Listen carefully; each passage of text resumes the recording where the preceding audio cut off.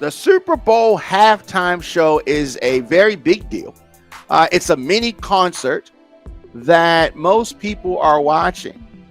In fact, really paying attention to. And, you know, depending on the superstar that's headlining the show, there have been people that have been on the show I wasn't that interested in and I was not paying attention. And then there have been folks where I am glued to the TV watching.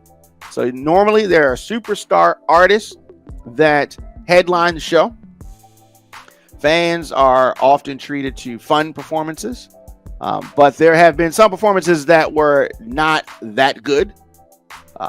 Some generate memes, jokes.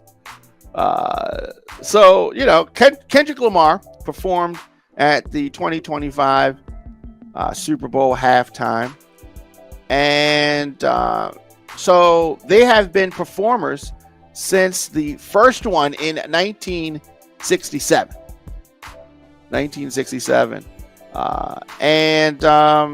The first performers actually were marching bands. So in 1967, they had the Grambling State and University of Arizona marching bands. 1968, the Grambling State marching band. 1969 was Florida A&M marching band. And so by the time they got to the 70s, they said, you know what? We're going to do something a little bit different. Carol Channing and Southern University band, Al Hurt and Lionel Hampton and Doc Severinsen. All right, so that's what he did in 1970. And then they went down this road of mixing the marching bands with another performer, and interesting. So 71 is Florida A&M marching band, Anita Bryant, the Southeast Missouri State marching band. Now, if they were doing stuff like this now, it has like a college feel, right? But 1972, they switched it up. Ella Fitzgerald, Carol Channing, Al Hurt, and the U.S. Marine Corps drill team. That's in 1972. 1973, Andy Williams, Woody Herman Band, and the University of Michigan marching band.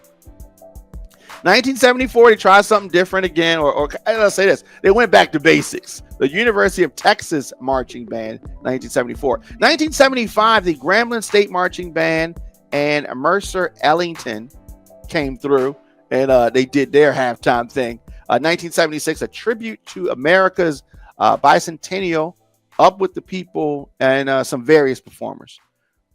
That was a big year, big deal, the bicentennial. Now, 1977, the United States Unified School District's All-City Band and some Disney performers. So, as you can see, back in the 70s, a far cry from what it is now, the spectacle part. 1978, Tyler Apache Bells, Peter Fontaine, and Al Hurt. 1979, Ken Hamilton, and some Caribbean bands. So then as we got to the 80s, you thinking that they're going, we got to get this spectacle going. Nope. They went back to that marching band thing.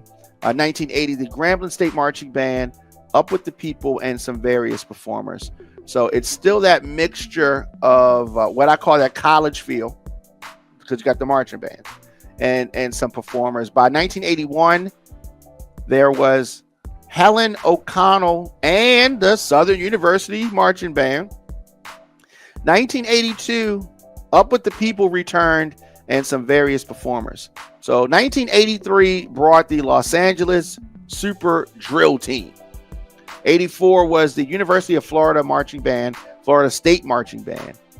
1985 was the United States Air Force Marching Band and Tops in Blue. So as you can see, by the 80s, it was still like this bland, vanilla kind of thing. 1986, Up With the People returned again, and there were various performers. 1987, the Grambling State Marching Band, George Burns, Mickey Rooney, Southern California High School Drill Team, and dancers. So it's not something that I don't know. It's not something that's really holding people's attention. I mean, the marching bands are cool and some of the performers are cool, but it was something that if you're watching at home, a lot of times people are eating, turning the channel, bathroom break. They're doing all kind of stuff. It's not holding folks' attention. 1988, it was Chubby Checker and the Rockettes.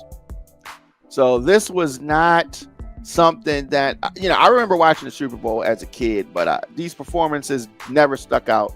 Some of these. 1989, the South Florida area dancers and the magician Elvis Presto. All right. And so it's not holding folks' attention, really. And by 1990, they are on the same stuff. Peter Fontaine, Doug Kershaw, and Irma Thomas, right? This is a snooze fest. But then they try to pick things up a little bit. 1991, they had the group New Kids on the Block.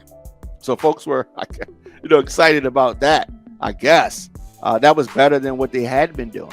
1992 was Gloria Estefan, Brian Botano, and Dorothy Hamill. So they back on that same stuff. That was a low point. And Living Color had a halftime show in 92 that just knocked Gloria Estefan out the box and that whole thing. And a lot of other companies were having things where they turn the channel, we'll keep a countdown on for you so you know when to turn back to the game, kind of thing. And then the NFL said, you know what, y'all want to do us like that, because millions and millions and millions of people turned and didn't even watch the halftime show in 92. So they came back hard in 1993. What did they do in 1993? They brought the king. They brought Michael Jackson to do the halftime show, one of the best halftime shows ever, 1993.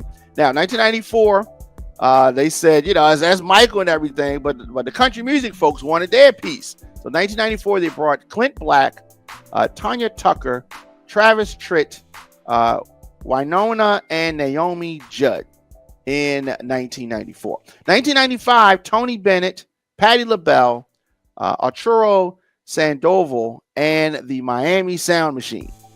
1996, you know what I mean? Diana Ross comes through and she shut it down. 1997, the Blues Brothers, who are we talking about? Dan Aykroyd, John Goodman, James Belushi, James Brown, and ZZ Top.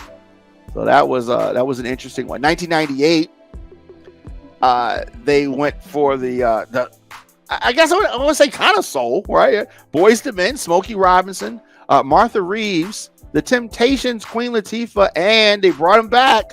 The Grambling State Marching Band came back 1998. 1999, Stevie Wonder, Gloria Estefan, Big Bad Voodoo Daddy, and a tap dancer, Savion Glover, I'm sorry. So you had that. That was 1999. By the time 2000 came, this thing is all over the place, right? You don't know what you get, genre blending, just artists is all over the place. 2000, Phil Collins, Christina Aguilera, and Enrique Iglesias and Tony Braxton in 2000. That was a lot. 2001, Aerosmith, NSYNC, Britney Spears, Mary J, and Nelly. 2002 was U2. 2003, Shania Twain, No Doubt, and Sting. Now, 2004, that was a memorable one. That was Janet Jackson, P. Diddy, Nelly, Justin Timberlake, and Kid Rock. So we remember that was the wardrobe malfunction. 2005, Paul McCartney. 2006, the Rolling Stones. 2007, the Florida A&M Marching Band made their triumphant return. And of course, one of the greatest of all time, Prince, performed 2007 Super Bowl. 2008, Tom Petty and the Heartbreakers. 2009, Bruce Springsteen, The Boss, and the E Street Band. So by the time we got to the 2010, they did something that, threw something for the folks that are fans of The Who. 2010, 2011, Black Eyed Peas, Usher, and Slash. 2012, Madonna, Nicki Minaj, MIA, LMFAO, and CeeLo Green. 2013, Beyonce featuring Destiny's Child. 2014, remember this? Bruno Mars, Red Hot Chili Peppers. No, y'all don't remember that? 2015, Katy Perry, Lenny Kravitz, and Missy Elliott. 2016, there was a mesh, Bruno Mars, Beyonce, and Coldplay. Lady Gaga in 2017, Justin Timberlake 2018. 2019, Maroon 5, Travis Scott, and Big Boy.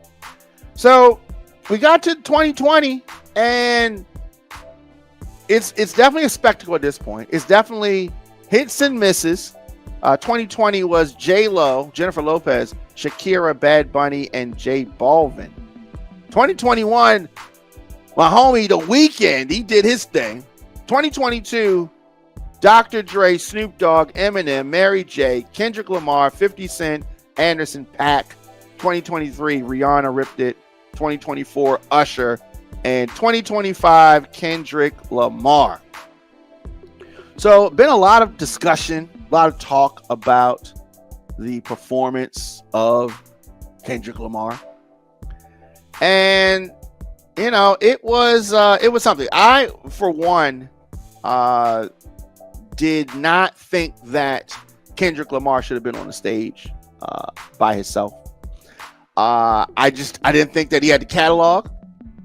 I did not think that They Not Like Us. It's a big record, obviously. It's a good record.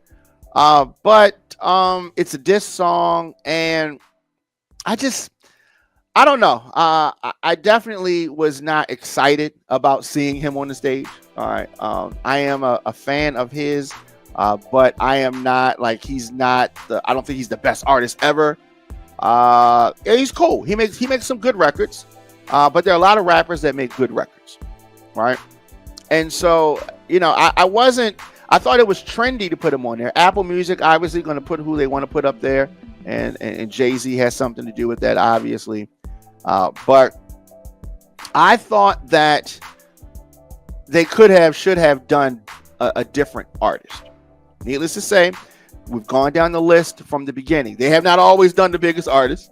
It's always been obviously the preference of whoever's controlling the the entertainment, so to speak.